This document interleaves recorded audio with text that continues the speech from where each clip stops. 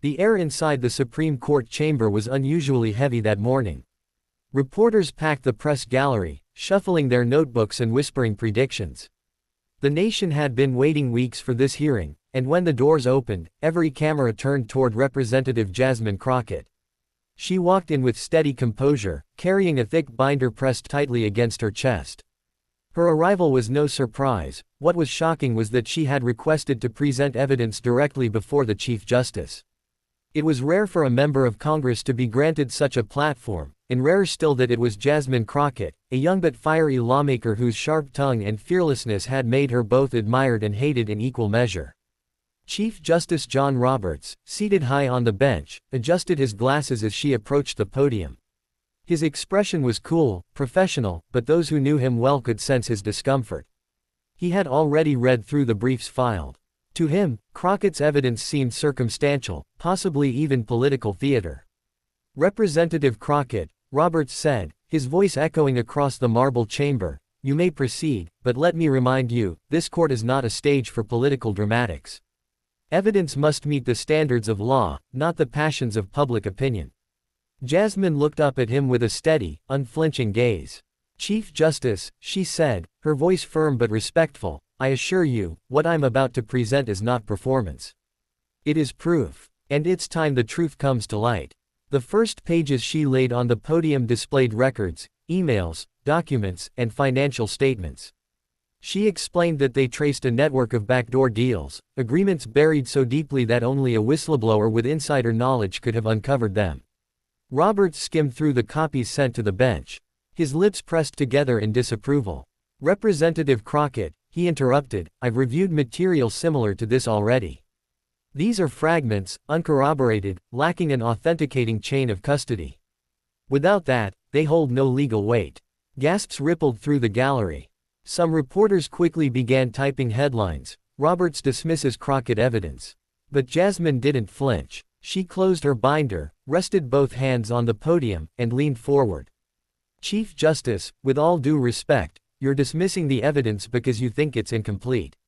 But it is not. It is fully authenticated. And the source," she paused, letting the silence stretch across the chamber until even the clicking keyboards went still. "The source is someone you know." Roberts's head jerked up. His usually controlled expression flickered, for just a second, with something raw, unease.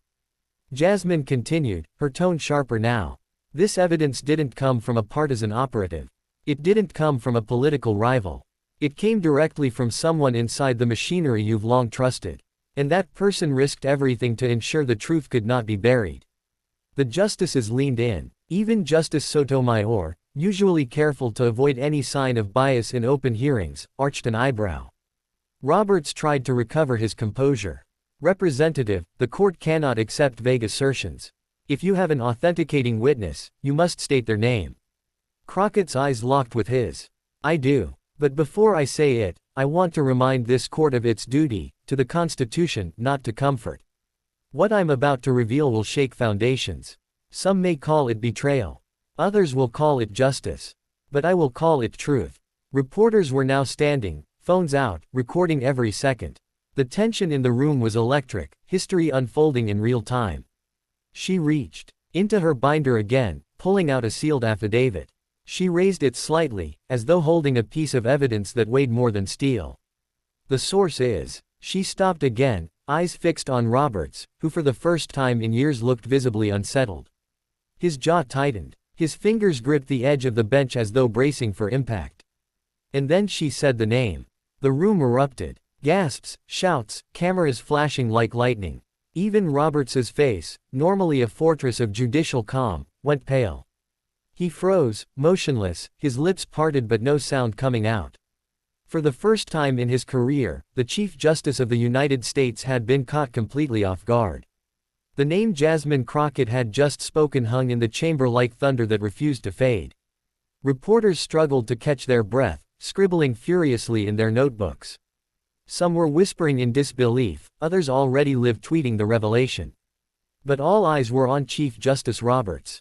His hands trembled as he adjusted his papers, though he tried to disguise it with a cough. The normally unshakable man of law, who had presided over countless high-stakes cases, now looked as if the very foundation beneath him had cracked. Justice Kagan leaned toward him, her voice low but still audible.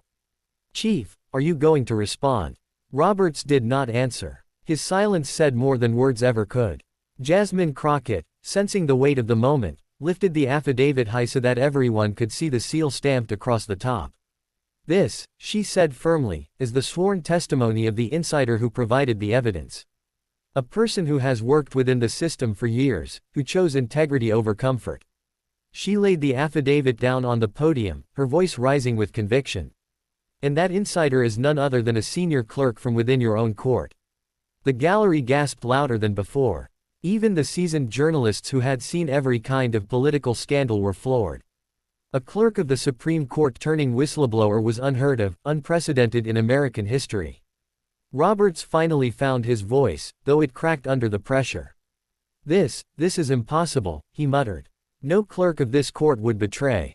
"Not betrayal, Chief Justice," Jasmine cut in sharply. "Accountability. This clerk came forward because they could no longer stomach the concealment of truth. The emails, the financial trails, the confidential memos, they authenticated them all. And they were willing to sign their name to it, under penalty of perjury." She opened the affidavit, her finger running across the lines, before reading aloud.